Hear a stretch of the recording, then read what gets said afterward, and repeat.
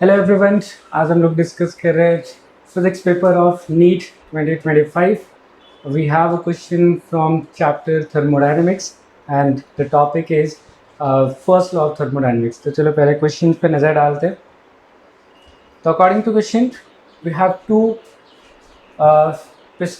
Cylinders, separate cylinder, movable piston है दोनों में.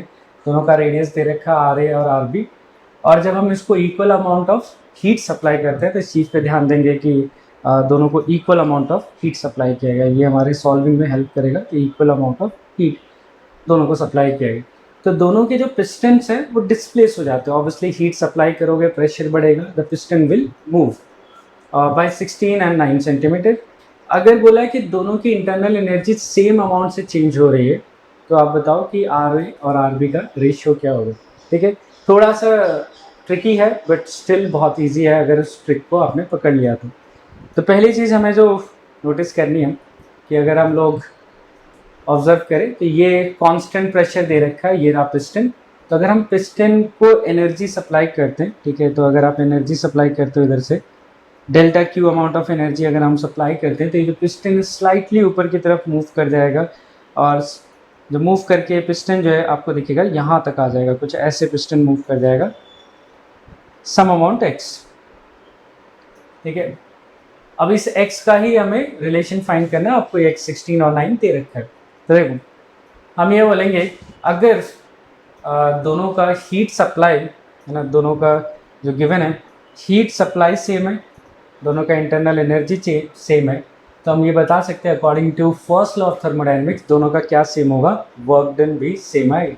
हम दोनों का वर्क डन इक्वल कर सकते हैं दोनों सिलेंडर में क्योंकि हीट सप्लाइड भी सेम है और चेंज इन इंटरनल एनर्जी भी सेम.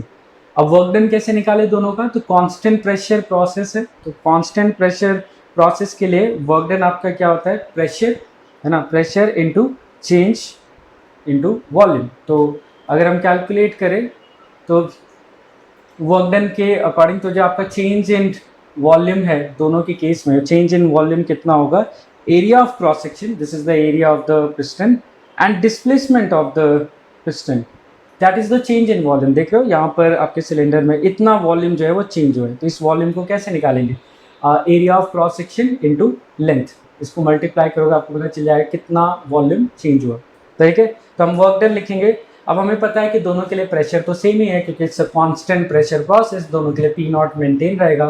तो बस चेंज इन वॉल्यूम दोनों का सेम करना है क्योंकि वर्क डन सेम करने के लिए प्रेशर ऑलरेडी सेम है, चेंज इन वॉल्यूम सेम करेंगे. तो चेंज इन वॉल्यूम सेम करेंगे तो पहले पिस्टन का एरिया कितना है, पाई आर ए स्क्वायर, और पहले पिस्टन का डिस्प्लेसमेंट कितना है, एक्स ए. दूसरे पिस्टन का एरिया कितना है, पाई आर बी स्क्वायर, और दूसरे पिस्टन का डिस्प्लेसमेंट कितना है, एक्स बी. अब थोड़ा सा इसको सिंप्लीफाई करोगे आपको दिख जाएगा R A upon R B is under root X B upon X A. और क्योंकि एक्स बी दे रखा है 9, एक्स ए दे रखा है 16 इन सेंटीमीटर्स, तो ये रेशियो आ जाएगा 3/4. आपका जो आर ए और आर बी का रेशियो आ जाएगा 3/4. Thank you everyone, I hope सबको क्लियर है क्वेश्चन.